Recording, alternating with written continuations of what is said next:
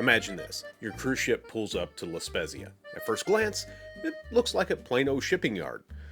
But what most people don't realize is that this stop holds the key to two of the most popular destinations in this entire area. On one side, the colorful cliffside villages of Cinque Terre. On the other, the world-famous Leaning Tower of Pisa. Now, the big question is, which one do you choose? Now, here's the thing. You don't actually have to choose.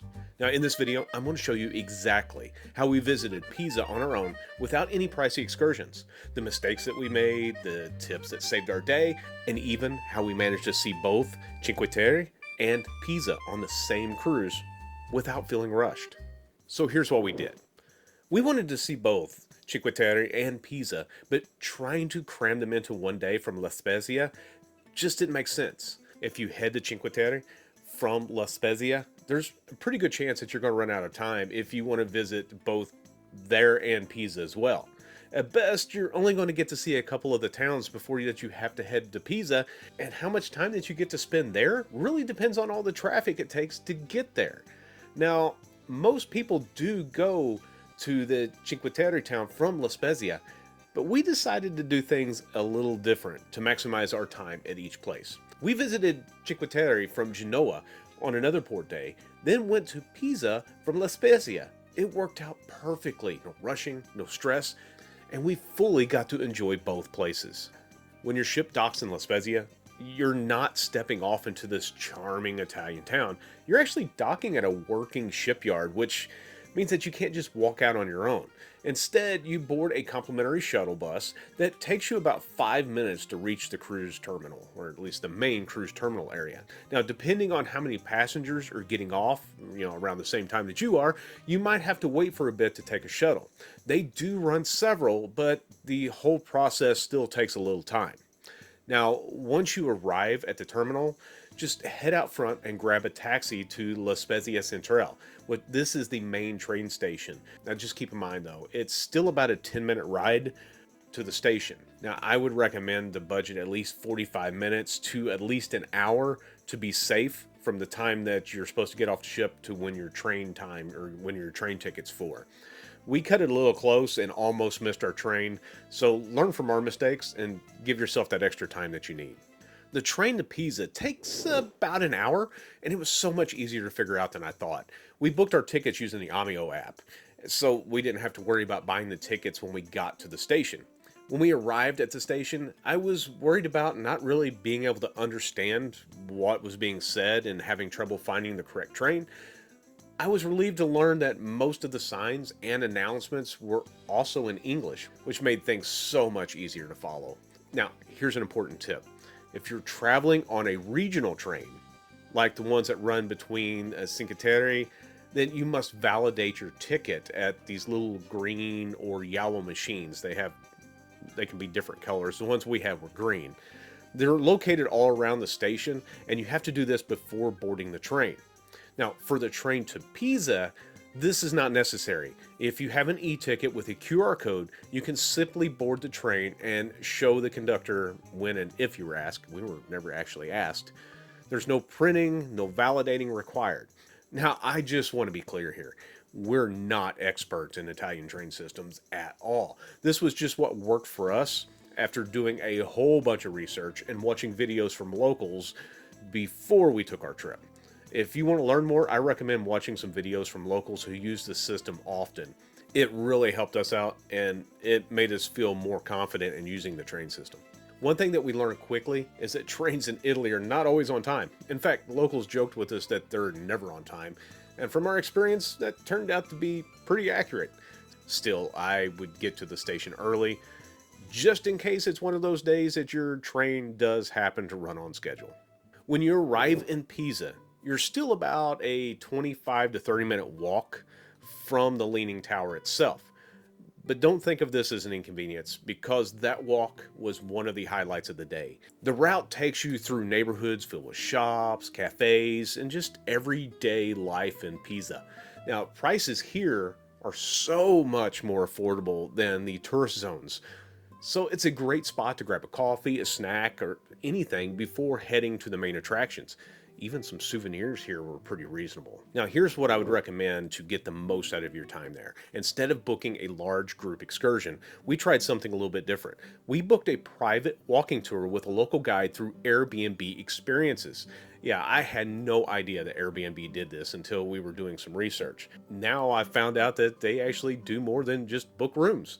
This turned out to be one of the best choices that we made our entire trip. Our guide, Antonella, was absolutely fabulous. She showed us hidden corners of Pisa that most tourists never see. She shared stories, talked about the history, and even took us to lunch at a local spot. Antonella took us to Bono de More, which is a sandwich style shop. Now, I'm telling you, I'm probably going to butcher some of this. I'm trying to remember how they pronounced it. I definitely don't speak Italian, so bear with me. So at this place, it's kind of like a sandwich shop. So we have fresh sandwiches on just fresh focaccia bread. We even got to try some local beer, wine, and I left feeling like we got to experience the real Pisa and not just like the postcard tourist version of Pisa. Of course, visiting the Leaning Tower itself was definitely a highlight. Now, here's a little history for you guys that may not know. The construction actually started around 1173, and the tower began leaning almost immediately because of the soft soil that was underneath. Now, they started work to stop that leaning, and the work started and stopped several times throughout the years. It was finally completed in 1372. Now the tower stands 56 meters, or roughly 184 feet tall, and leans about 4 degrees. Now, in the 1990s, they felt it was in danger of collapsing, so engineers pulled it back slightly and stabilized it. Now they say that it's safe for at least another 200 years, so go enjoy it. Now, right next to the tower is the Piazza dei Miracoli. I think that's how you pronounce it, or basically a translation of Square of Miracles. Now, this is a UNESCO World Heritage Site that includes the Pisa Cathedral, Baptistry, the Camposanto Memorial Cemetery, and the Opera del Duomo Museum. Don't just come here for the tower. There is so much history right around the square area.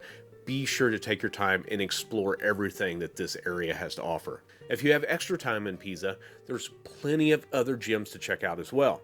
Take a stroll around the Arno River for some beautiful views. You get to see some different palaces that's around there and bridges. Explore the Borgo Stretto, I think is how it is. Anyway, it's a medieval street that's full of shops and cafes. And one of the oldest botanical gardens in the world. It was founded in 1543. For you history lovers, you can go see the birthplace of Galileo and even the statue that honors him. Now, here's something I would highly recommend. Antonella told us about this best gelato spot in Pisa, so we had to give it a try, of course.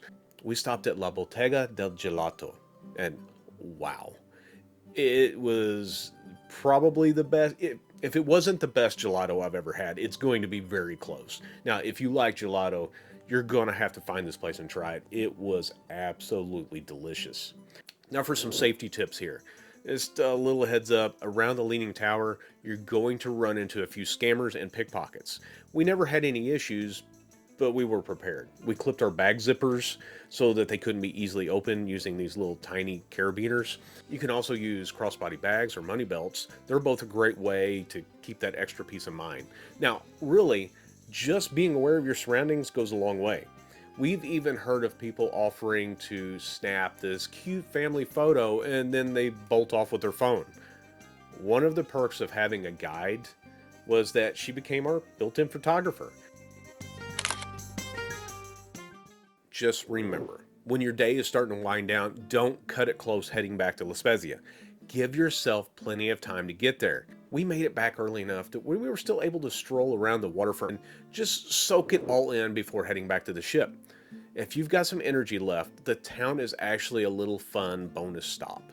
Even an hour or two of wandering around is worth it before you head back to the ship. We were there on a holiday, so it was empty and a lot of things were closed, but we still enjoyed walking the streets and seeing all the history that was around us. La Spezia may not wow you right away, but as the jumping off point for Pisa, it turned into one of our favorite cruise stops. Since we planned ahead and we made Pisa our focus, we actually pulled off seeing both Pisa and Cinque Terre on the same cruise without ever feeling rushed. If you're stuck trying to choose between the two, this plan ended up being the perfect balance for us. If you found this video helpful, hit that like and subscribe button and ring that bell so you don't miss out on our upcoming videos on how we visited Cinque Terre from Genoa. Thanks for watching, and as always, keep wondering, exploring, and discovering.